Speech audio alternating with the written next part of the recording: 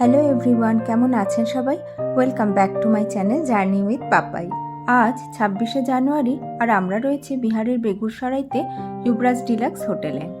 গতকাল জলদাপাড়া থেকে রওনা দিয়ে দুপুর 3টে নাগাদ আমরা এখানে এসে পৌঁছেছিলাম। আজকের এই ব্লগটি আমার ডুয়ার্স ট্যুরের পুরো জার্নির লাস্ট ব্লগ। ঘড়িতে প্রায় 7টা মতো বাজে আর আমরা চলে এসেছি রেস্টুরেন্টে ব্রেকফাস্ট করব বলে। হোটেলটিতে ব্রেকফাস্টই ছিল আমাদের কমপ্লিমেন্টারি।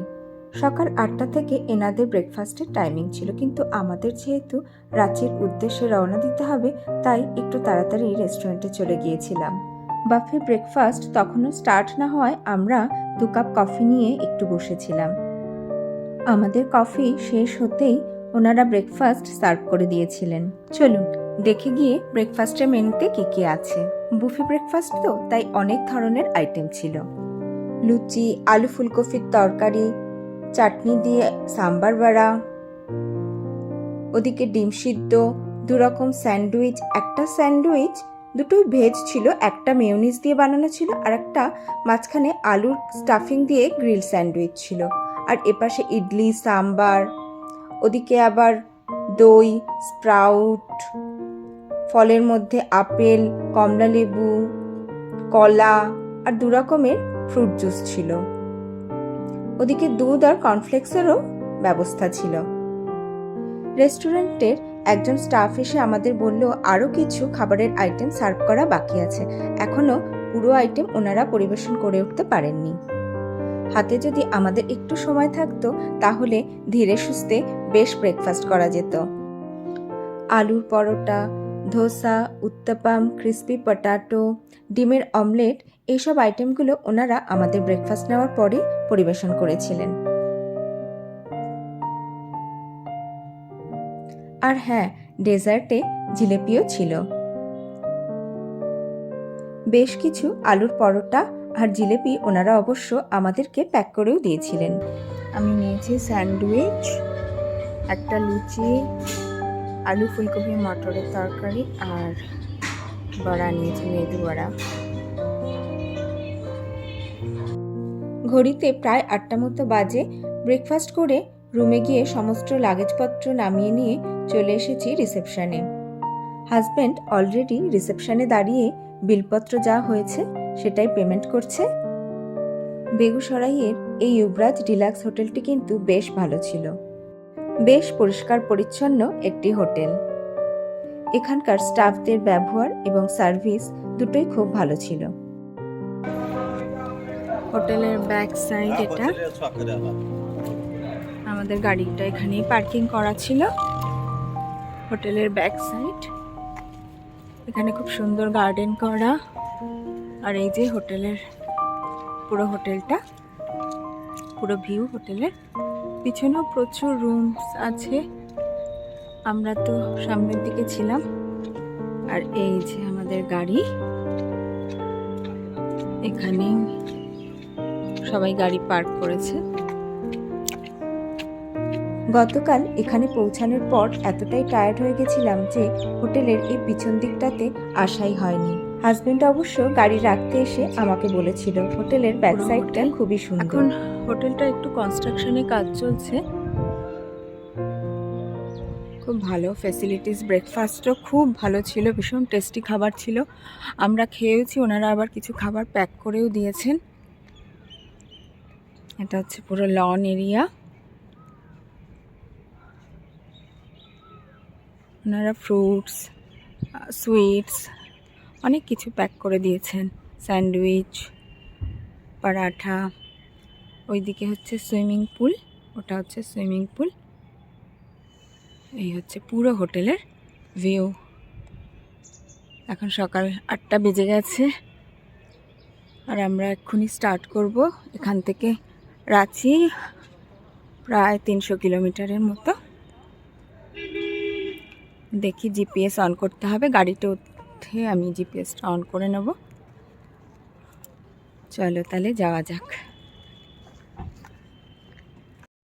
ঠিক 8টা 13 নাগাদ রাঁচির উদ্দেশ্যে আমাদের গাড়ি স্টার্ট করেছিলাম।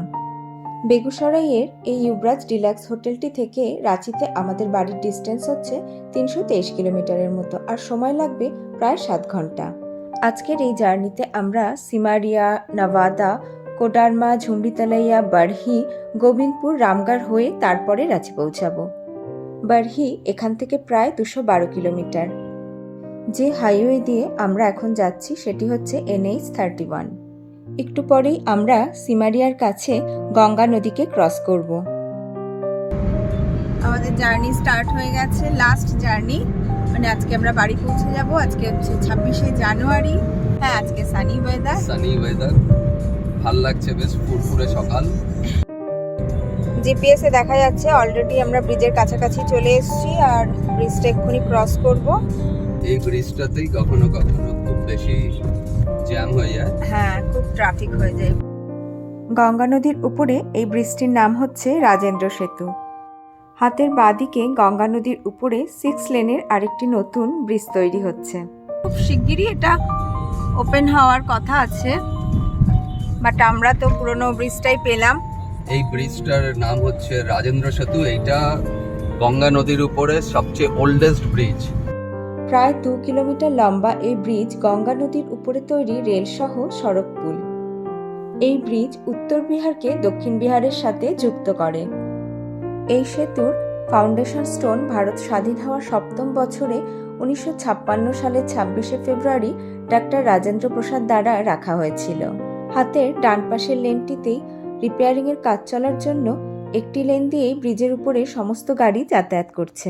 পাটনা জেলার হাতিদাহ এবং বেগুসরাই জেলার সিমারিয়ার কাছে সড়কপথ সহ এই রেল পুলের উদ্ঘাটন করেছিলেন 1959 সালের ভারতের প্রধানমন্ত্রী জওহরলাল নেহেরু এবং বিহারের মুখ্যমন্ত্রী ডক্টর শ্রীকৃষ্ণ সিনহা। এই সেতু স্বাধীনতার পরে গঙ্গার উপরে তৈরি প্রথম সেতু। রাজেন্দ্র সেতুর সড়কপথের নিচেই রয়েছে সিঙ্গেল লাইনের রেলওয়ে ট্র্যাক। এখন অবশ্য আমার হাতের ডান দিকেই ডবল লাইন রেলওয়ে ট্র্যাকের আরেকটি নতুন ব্রিজ তৈরি হচ্ছে। এই রাজেন্দ্র সেতু পাসিং থ্রু দ্য NH-31। দেখুন, সানরাইজের সাথে গঙ্গা নদীর উপরে নতুন ব্রিজটিকে কি সুন্দর লাগছে দেখতে। ক্রস করা আমাদের হয়ে গেল ব্রিজটা। এইখানটাতে গাড়ি দাঁড়িয়ে রয়েছে, আমরা ক্রস করে নিলাম। এবার এদেরকে এই সাইডে 15 মিনিট অন্তর আপ অ্যান্ড ডাউনের গাড়ি ছাড়া হয় এবং বন্ধ করা হয়। এই যে পুরো লাইন দেখতে পাচ্ছো, এইটা পুরো এটা যত বেলা বাড়ে আর কি তত ট্রাফিকটা আরো ন্যাচারালি বেড়ে যায়, বাড়তে থাকে। তো মর্নিং এর দিকে ক্রস করে নিলে সবচেয়ে বেস্ট। ওই জন্য খুব তাড়াতাড়ি করে সবাই ক্রস করছে এটাকে, কারণ এরপরে আবার এইটা ছাড়লে তখন আমাদের ওখানে ওয়েট করতে হবে। হ্যাঁ, এক্স্যাক্টলি। আমরা যে হোটেলটায় ছিলাম বেগুসরাইতে, সেই হোটেলটার নাম হচ্ছে যুবরাজ ডিলাক্স, রাইট, যুবরাজ ডিলাক্স। তো হোটেলটা কিন্তু একদমই এই ব্রিজের কাছে ছিল, জাস্ট 2-3 কিলোমিটার আর কি তো ডিস্টেন্সে। এই রিজনেই আমরা নিয়েছিলাম যাতে মর্নিং, একদম আর্লি মর্নিংয়ে আমরা ব্রিজটা ক্রস করতে পারি। রাজেন্দ্র সেতু ক্রস করা নিয়েই আমাদের টেনশন ছিল। এখনও 308 কিলোমিটারের মতো আমাদের যেতে হবে। সময় লাগবে অ্যাজ পার গুগল 6.5 ঘন্টার মতো। এখন যে রাস্তাটা দিয়ে আমরা যাচ্ছি তার চারিপাশের মাঠঘাটের সুন্দর কিছু দৃশ্য আপনাদের একবার দেখিয়ে দিই।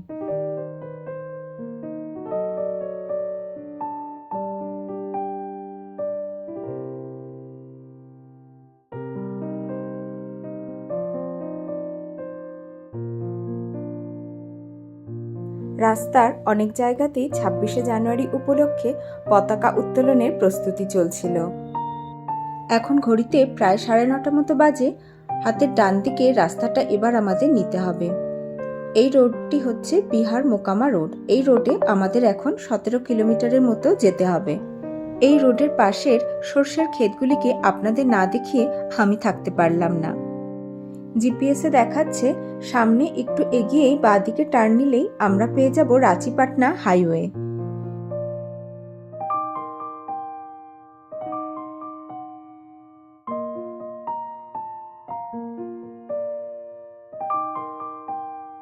ওয়ান অ্যান্ড হাফ কিলোমিটার এই সার্ভিস রোড দিয়ে গেলেই আমরা NH-20 মানে রাঁচি পাটনা হাইওয়েতে উঠে যাব। উঠে পড়েছি NH-20-তে। এখন এই রোড ধরে আমাদের প্রায় 72 কিলোমিটারের মতো যেতে হবে। রাঁচি পৌঁছাতে এখনো আমাদের 234 কিলোমিটারের মতো ড্রাইভ করতে হবে। 4 লেনের রোড, এবং খুবই স্মুথ রোড। এটা ডাইরেক্ট পিছনে যদি আমরা চলে যাই তাহলে সোজা গিয়ে পাটনা দেবী। সামনেই যে সুন্দর ঘন সবুজ পাহাড়টি দেখতে পাচ্ছেন, ওটি হচ্ছে কোডারমার জঙ্গল। একটু পরেই আমাদের কোডারমা ঘাটি দিয়ে যেতে হবে। কোডারমা ঘাটি শুরু হবে এখানটা। 23 কিলোমিটার আমাদের এইরকম রোডে যেতে হবে। এটা কোডারমা রিজার্ভ ফরেস্ট বেসিক্যালি। খুবই সুন্দর রোড, বাট ন্যারো একটু, আর পুরোটাই ঘাটি রোড। এখন আমাদের এই পাহাড় ক্রস করতে হবে, তারপরে হাজারিবাগের জঙ্গল। এখন এটা কোডারমার জঙ্গল। এরপরে আমাদের একটা কোডারমার পরে একটা রিজার্ভার আসবে, যেটাকে ঝুমরি তালাইয়া বলে। ওটা বেসিক্যালি তিলাইয়া ড্যাম, ওটাও খুব সুন্দর। ওটাও একটু পরে আসবে এই ঘাটিটা ক্রস করার পরে। ঘড়িতে এখন 10:30 মতো বাজে, আর আমরা কোডারমা ঘাটি ক্রস করছি। এই পথের কিছু সুন্দর দৃশ্য ক্যামেরাবন্দি করেছিলাম আপনাদের সাথে শেয়ার করব বলে।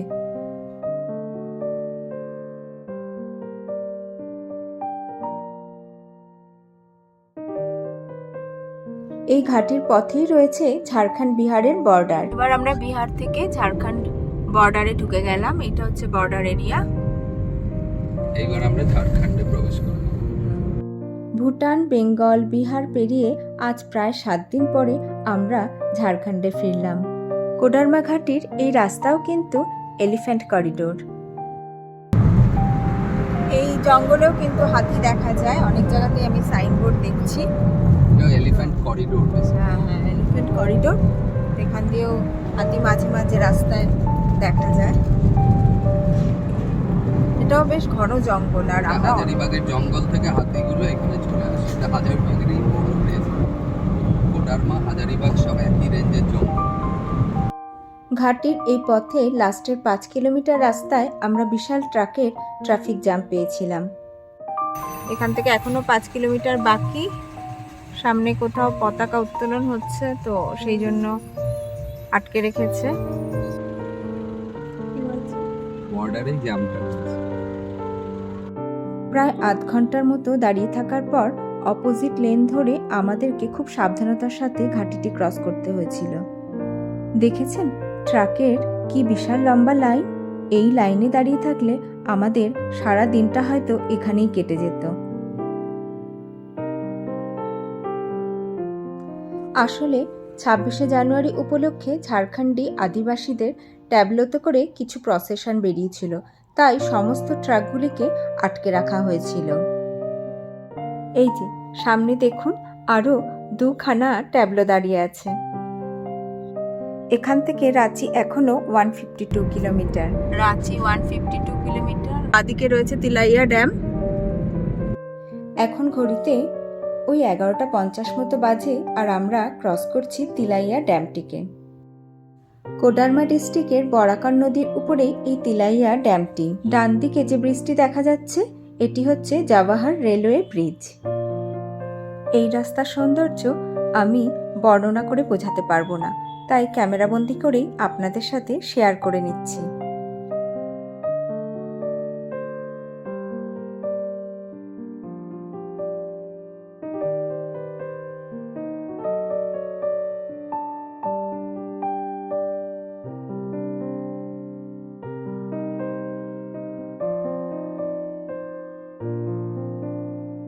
এই জায়গাটার নাম বারহি। দুপুর 12টা নাগাদ আমরা পৌঁছালাম বারহিতে। রাঁচি পাটনা হাইওয়েটি বারহিতে এসেই জিটি রোডের সাথে মিশেছে। এই মোড় থেকেই বাঁ দিকে গেলে কলকাতা 393 কিলোমিটার, আর ডান দিকে গেলে দিল্লি 1126 কিলোমিটার, আর সোজা রাস্তাটি চলে গেছে হাজারিবাগের দিকে। হাজারিবাগ এখান থেকে 35 কিলোমিটার। আমরা হাজারিবাগের দিকেই যাব। এই জায়গাটার নাম বারহি। এখন উপরে দেখা যাচ্ছে রাঁচি 125, হাজারিবাগ 35। হাজারিবাগ যাওয়ার এই রাস্তাটিও খুবই সুন্দর ছিল। হাজারিবাগ ওয়াইল্ড লাইফ স্যাঞ্চুরির মধ্যে দিয়ে এই রাস্তা। 4 লেন এই মসৃণ রাস্তায় ট্রাফিক ছিল না বললেই চলে। হাজারিবাগের পরেই আমরা রামগড়ে ঢুকব। রামগড় এখান থেকে প্রায় 54 কিলোমিটারের মতো। ঝাড়খণ্ডের বেতলার জঙ্গল, দলমার জঙ্গল, হাজারিবাগের এই জঙ্গল, এগুলো সবই কিন্তু এক একটি ট্যুরিস্ট প্লেস। রাঁচিতে থাকার দরুন আমি বেতলা আর দলমার জঙ্গলে বেশ কয়েকবার ভিজিট করেছি।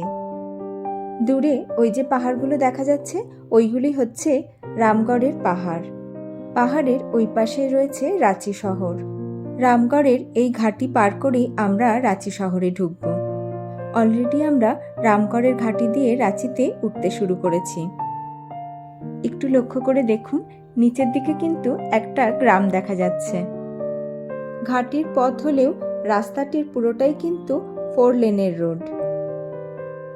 আজকে সারাদিনের জার্নিতে টোটাল 6টা টোলগেটে আমাদের টোল দিতে হয়েছে, আর এই টোলগেটটি হচ্ছে আমাদের আজকের জার্নির লাস্ট টোলগেট। এখন ঘড়িতে বাজে 1:30 আর আমরা তো রাঁচিতে উঠেই গেছি। তো এই ধাবাটায় দাঁড়িয়েছি, সিং ধাবা। এই যে গাড়িটা এখানে পার্ক করা, আমরা ওদিকে যাব। এই রোডে প্রচুর ধাবা আছে। সামনে একটা পাঞ্জাবি হাভেলি বলে ধাবা ছিল, ওইদিকে নীলগিরি ধাবা দেখা যাচ্ছে। আর এইটা দেখো, পাহাড়ের ভিউ দেখো, ওই পাশে পুরো পাহাড় দেখা যাচ্ছে। রাঁচিতেও প্রচুর এরকম পাহাড় আছে, যার জন্যই এত ফলস আছে। কি বললে? কর্কট রেখাটা গেছে এখানে। ও আচ্ছা। ওই যে দেখো, ধাবাটির যিনি মালিক ছিলেন তিনি আমাদের বললেন কর্কট রেখাটি নাকি ওনার ধাবার উপর দিয়ে গেছে। ওই যে সামনে যে গ্রিন কালারের বোর্ডটি দেখতে পাচ্ছেন, ওখানেই লেখা আছে আপ কর্ক রেখা সে গুজর রহে হ্যাঁ, মানে কর্ক রেখাটি এর উপর দিয়েই গেছে। লাঞ্চ করেছিলাম সাদা ভাত, ডাল ফ্রাই, মাছ ভাজা আর চিকেন দিয়ে, তার সাথে লেবু, লঙ্কা, কাঁচা পেঁয়াজ তো ছিলই। সকালের ব্রেকফাস্টের পরে আমাদের আর সেরমভাবে কিছুই খাওয়া হয়নি, তাই খিদের পেটে ধাবার এই গরম গরম রান্না যেন অমৃতর মতো লেগেছিল। চলুন তাড়াতাড়ি করে খেয়ে নিই, তারপরেই আবার রওনা দিতে হবে। এখন 2:30 বাজে, আমাদের লাঞ্চ হয়ে গেছে। আর এই ট্যুরটা নিয়ে তুমি একটু বলো, মানে আমরা কত কিলোমিটার গেছি বলো? এই লাস্ট 7 দিনে আমরা অ্যারাউন্ড 2200 কিলোমিটার চালিয়েছি, 2200 কিলোমিটার সব মিলিয়ে। আর যাওয়ার সময় একটু রোডটাতে স্ট্রেট হাইওয়ে ছিল, এই জন্য রোডটা একটু বেশি স্পিড যাওয়ার সময় আমরা আসলে গিরিধি, দেওঘর ওই দিক দিয়ে ওই রুটটা ফলো করেছিলাম, আর ওটা পুরোপুরি গ্রামের মধ্যে দিয়ে, মানে স্টেট হাইওয়ে ছিল। আর আসার সময় আমরা পুরো ন্যাশনাল হাইওয়ে দিয়ে আসলাম। টোটাল অ্যাকচুয়ালি 3টে রাস্তা আছে রাঁচি থেকে যাওয়ার জন্য শিলিগুড়ি। তো আমরা যাওয়ার সময় বেসিক্যালি একটু দেওঘর আর গিরিডিটা একটু দেখার ইচ্ছা ছিল বলে আমি ওই রোডটাকে ইউজ করেছিলাম, বাট ওই রোডটা টাইমটা একটু বেশি লাগবে। যদিও রোড খালি, খুব একটা ভিড় নয়, কিন্তু যেহেতু 2 লেন রোড, ওই জন্য খুব একটা স্পিড বাড়ানো যায় না। বাট এইখানে প্রায় সব রোডটাই 4 লেন রোড, সেই জন্য গাড়ি চালাতে এবং স্পিড মেনটেন করতে খুব সুবিধা হয়, যার জন্য টাইমটা অ্যাটলিস্ট 2 থেকে 3 ঘন্টা কম লাগে।